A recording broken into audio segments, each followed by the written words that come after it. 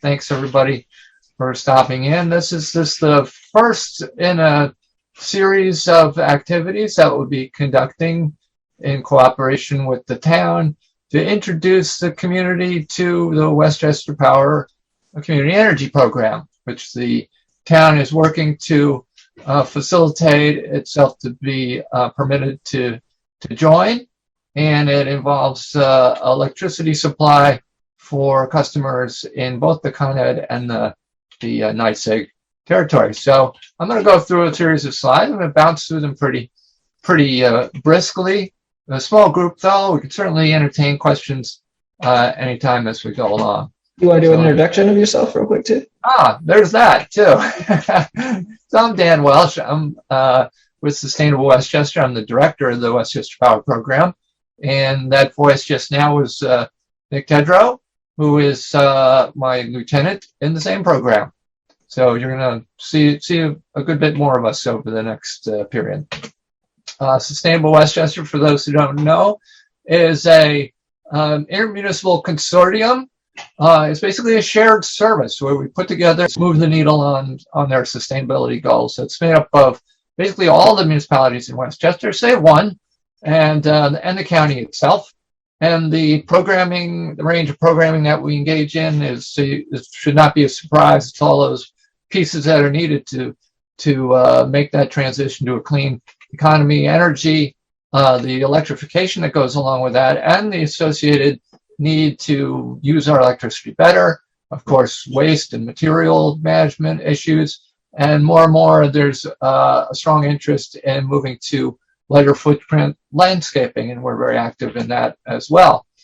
Yorktown is no stranger to any of this, and has been working on these various initiatives for some time. Great partner with Sustainable Westchester, most recently on the community solar area.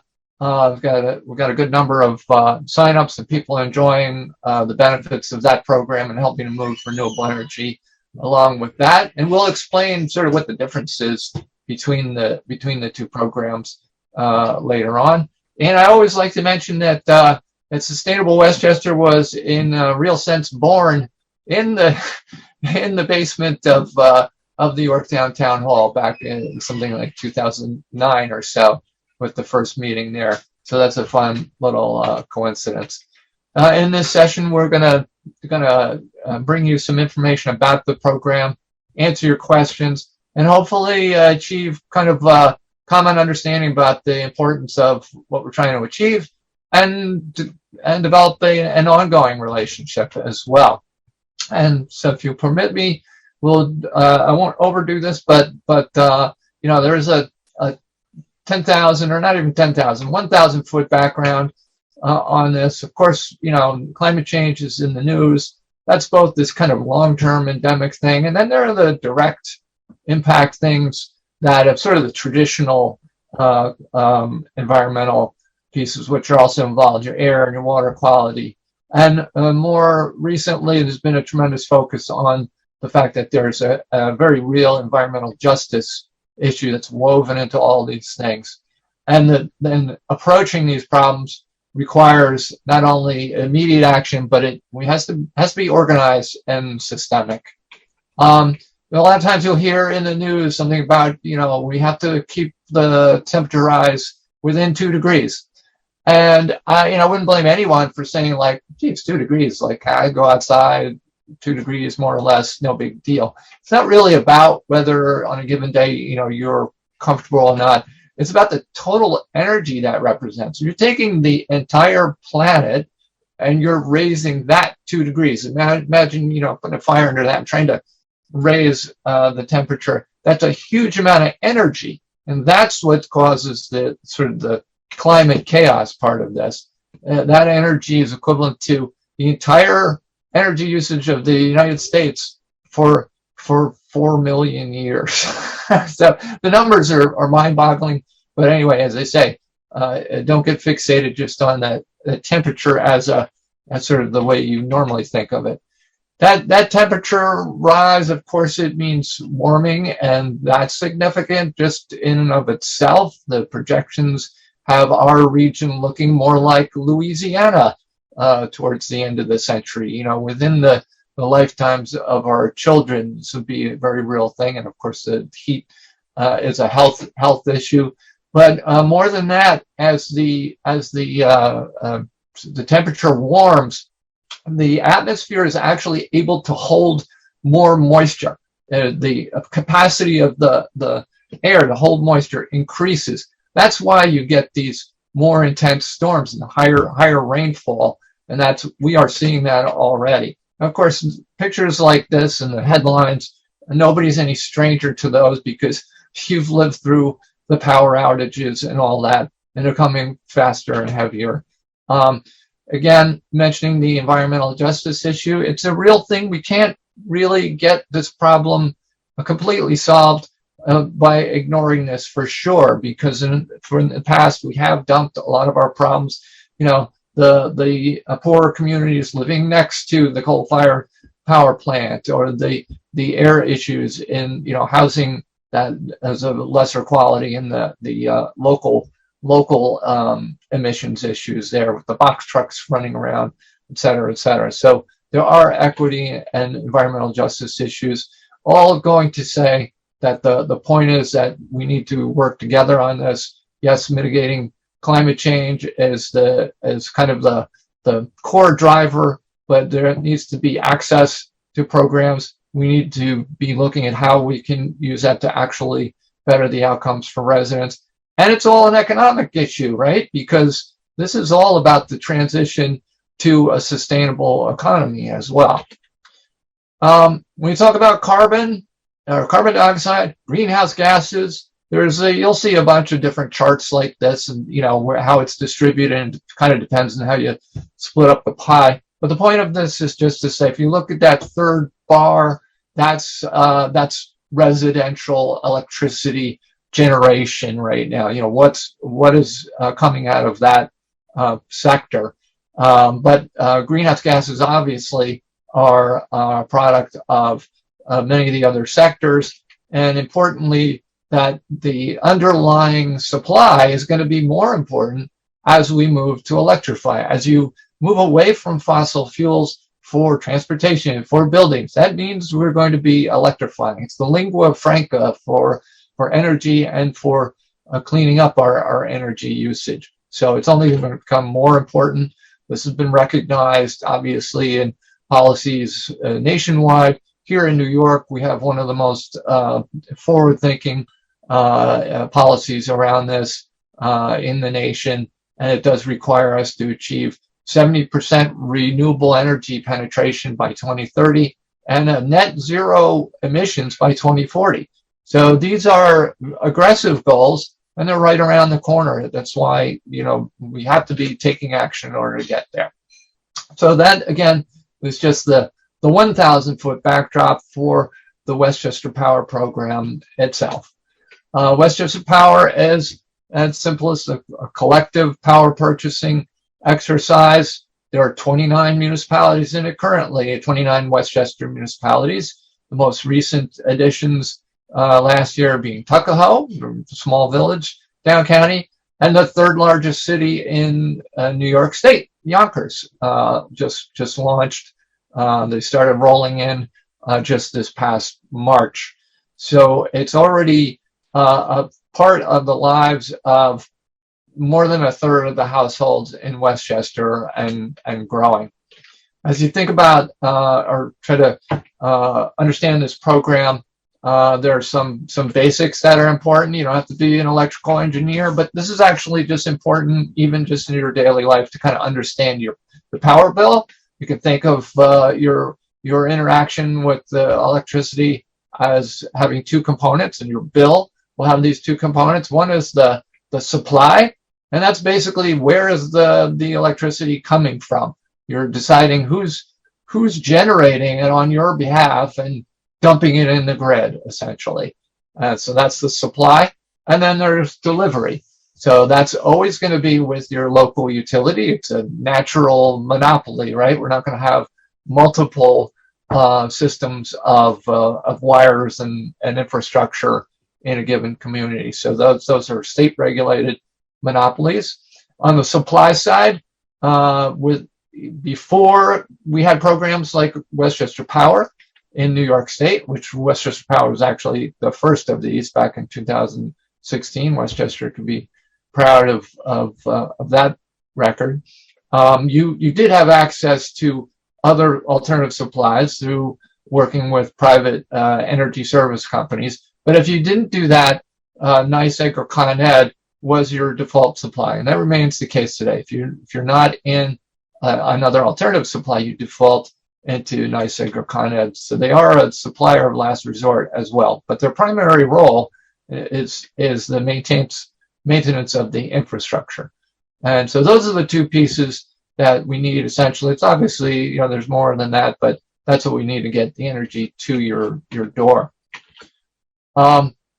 The program, again, as I started in 2016 when, a bunch of us in Sustainable Westchester realized that there were similar programs going on in 5 or 6 other states, and we crafted a model which we pitched up to the state, first to the legislature, got kicked over to the Public Service Commission, and eventually approved as a pilot.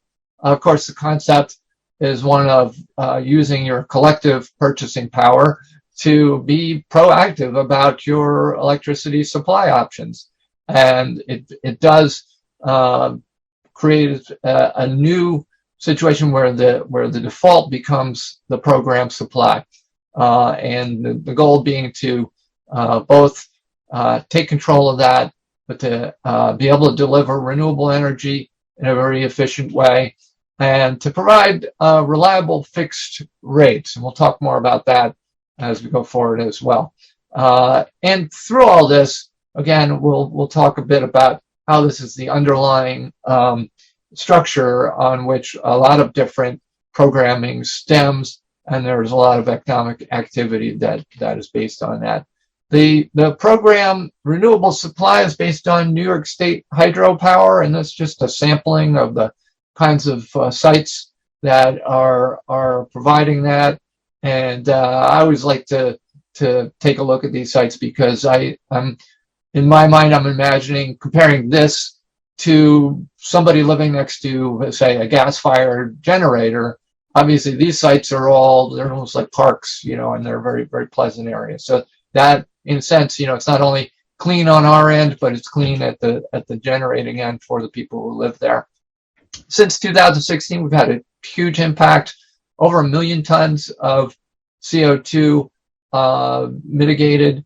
And of course, nobody knows what a ton of CO2 is. It's a gas, right? So the EPA has this translation calculator that we pull these numbers for, but it's equivalent to taking 293,000 cars off the road for a year, or planting 18.2 million tree seedlings and raising them up for 10 years. Of course, the key question is, an economic one. Will I save money, or will I pay more in this program?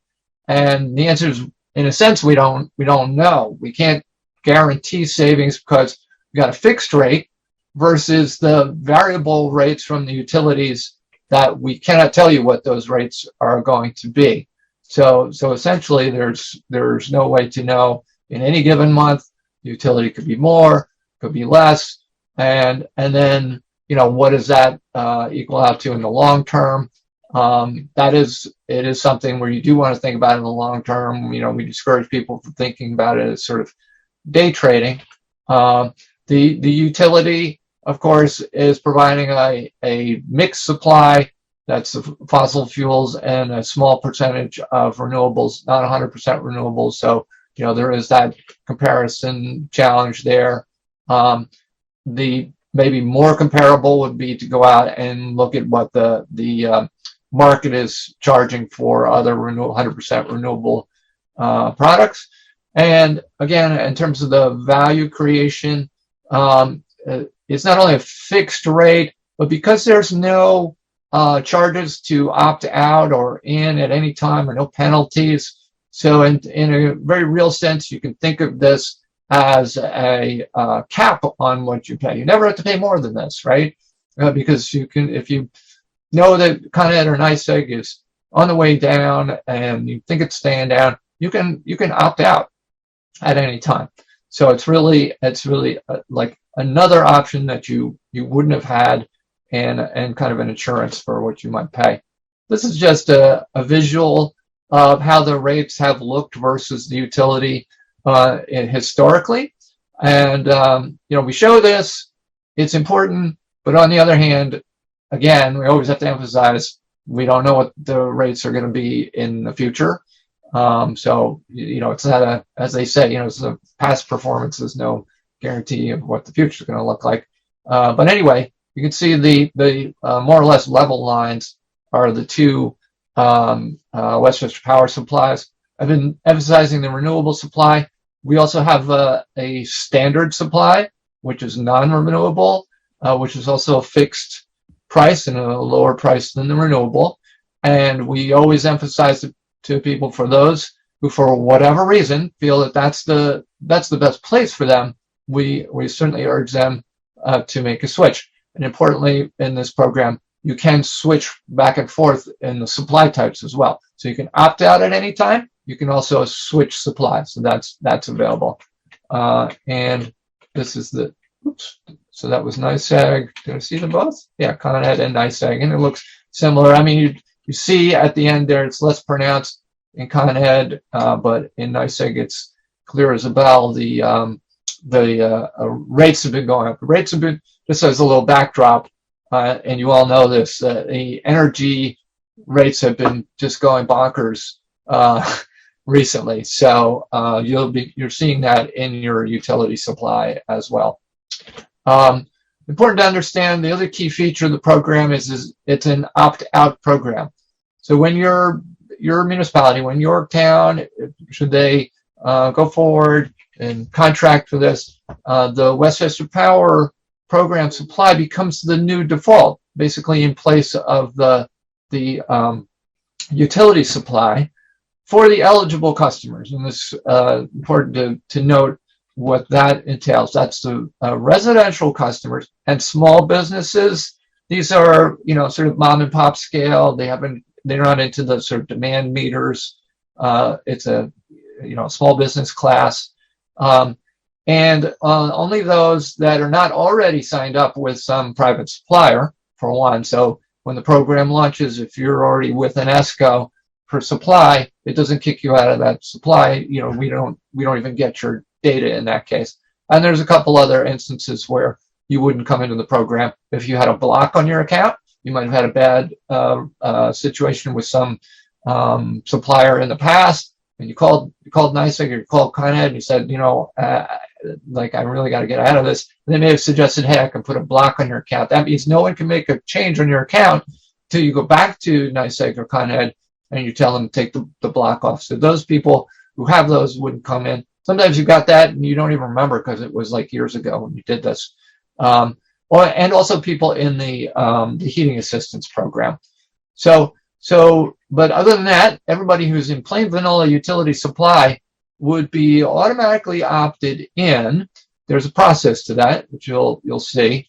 And we always like to point out that essentially there's always a default somewhere. When the program is not part of the municipal backdrop, then that's always with the utility. By doing that, the community, by coming into the program, communities have made the decision to change that default. You can still go back to the utility if you want to, but it does provide this alternative to trying to deal with the private industry directly through ESCO offerings, and it is as a collective means of getting more effective access to renewable energy, and of course it takes advantage of the big buying cloud here. Just now I mentioned, the program launch. There's a certain process to it. You don't just get rolled in and not know about it. There's a mandated process that comes out of Public Service Commission's regulations, and the core of which is the enrollment letter, the notification that you get as the program launches, contains all the details about the program. There's a 30-day opt-out period, which shouldn't be, again, confused that after that period you can't opt out. You can actually opt out anytime.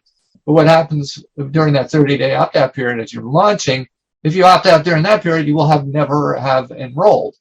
If you opt out after that period, you've been enrolled, and then you're being disenrolled. So anyway, the letter goes out, and you get all the information about the program. Of course, we also try to take advantage of all the other media that we can to get the word out about the program. The town helps with putting out information, and some of the media and some of our great organizations, the town's Climate Smart Committee, Yorktown 100, I'm sure will be out there, letting people know about the program. So you get the letter, and you get to execute any of the choices that you want. If you don't take action, then you're rolled in. So the default is to be enrolled if you're one of these eligible customers. But you do have these options. Just don't want to participate, just raise your hand. And of course, all the usual methods, right? We have an online form for it. You can call us. In the mailer, there's a slip with a pre-postaged envelope, so you can send that back, whatever your choice is. But we can facilitate any of those. And remember, again, with this program, the infrastructure still stays with the utility, so it doesn't change your either susceptibility or not to, say, a power outage or anything like that. You still get your bill from your utility. It just changes the supplier name on the bill. Just to kind of look at the overall program scheduling, what's going on now. Again, this is part of the outreach period for the preparing to enter the program. It's required by the Public Service Commission, but also just, of course, good practice. We want to make sure that people are aware of it. They have an opportunity to give feedback either to us or to the town. The town is not actually fully committed to it until we get later on to where we're actually in the contracting stage. So all this prepares you for the dialogue about it, and sets the town up to be able to apply for permission from the state. We have to go to the Public Service Commission and get approval. They have to see that we have done this outreach, and there's some certain other things that have to go with that.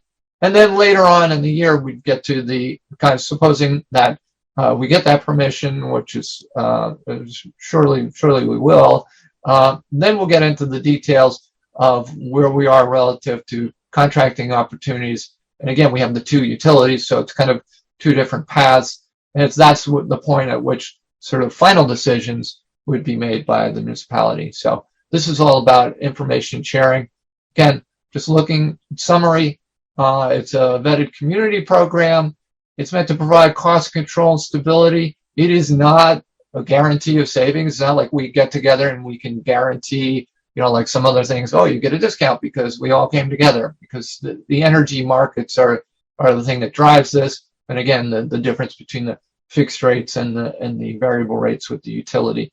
It's also about, I think this is almost equally important. We're establishing relationship with everybody. When we start these programs in communities, a lot of times it's the first time that people have looked at their electric bill in ages, and we inevitably have people, even like on the councils, who, they look at their bill and, wait, I'm signed up with such and such an ESCO and paying 18 cents a kilowatt hour, and they didn't realize it, because who looks at those things every month? You just write a check and go out. We also do, we like to join in, say, the seniors meetings, and have some, how to read your bill activity, because again, they tend to be the targeted ones for a lot of some of the worst activity in the industry. So this advocacy and generally getting together and understanding where we are, that's a really important part. And of course, we probably wouldn't be doing this if it wasn't for the mission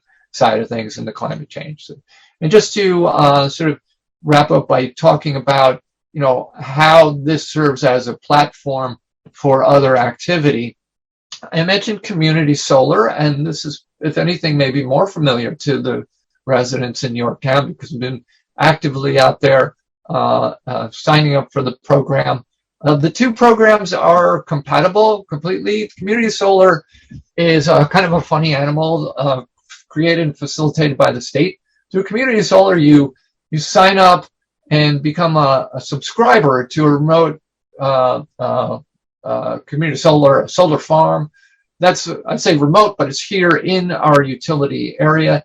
And by doing so, you're helping that new renewable energy come online. And the way the state has set it up, we can secure discounts as a consequence of participating. It actually yields a discount on your bill, and you're pushing out more renewable energy. It does not actually give you the emissions credits it's a esoteric kind of emissions accounting thing, but all of that gets tracked back through the state agencies and everything. But it's definitely a good thing to do, and the combination of the two is great. You've got a emissions mediation through the Westchester Power Program and a stable fixed rate, and from that you've got yet another discount on top of it if you participate in the community solar. And for us, it's all about moving again towards this clean grid. Longer term, we want to take this leverage and really the purchasing leverage of Westchester Power and try to build long-term contracts where we're actually using this purchasing power to help build new wind farms and solar farms in upstate New York. We have active discussions with transmission project developers and the state on how to get there. That's obviously a longer-term project, but none of that would be happening if we didn't come together collectively like this and create this program. Again, I guess pretty much covered this already. You folks are familiar, and of course you can, this is still available. There's more capacity available in NYSEG because it is based on projects, and we are hoping actually to convert this to an opt-in program as well, where we would deliver credits primarily first to our lower income residents. And so it just opens up a whole lot of opportunities. And of course, I mentioned the relationship to other electrification efforts. So your buildings, of course, we're going to move away from fossil fuels and burning oil and gas in those. The electrification that can be done here with heat pumps is just by its very nature much more efficient than the fossil fuel based counterparts. Even forgetting the electricity source, but of course, when you have a clean electricity source, now you've essentially wiped out the emissions from your home heating. We have an active program with the Energy Smart Homes, part of Sustainable Westchester, and Lauren Bross and our staff are ready to help people to connect with all the resources to do this. But as I say, it's all connected, and again, the size of our program enables us to work on the cutting edge as well and attract people with technologies. This is one we're running a demand response program. It's only in the Con Ed side of things right now. We're hoping it's going to move shortly into NYSEG because it depends on the new meters that they're putting in. But it allows people who sign up to have available to them the opportunity to reduce their load during the 3 or 4 peak periods of the summer. Each time it's like 4 hours or so, and by doing that, they actually get paid. During those hours, traditionally what happens is the utilities have to kick on the dirtiest old plants that they have to try and to supply enough power for those peaks. And those plants, they put out the worst emissions. They're always located near, environmental justice communities. So by participating, you not only have a chance to make some money. Generally, people have made, $100, $200 for a season just for adjusting their thermostats and shutting off some lights and things during that period. You can even be clever and pre-cool your home in the morning and then let it go in the afternoon and things like that. But that's just an example of how this program can serve to attract technologies and offer more opportunities in the future.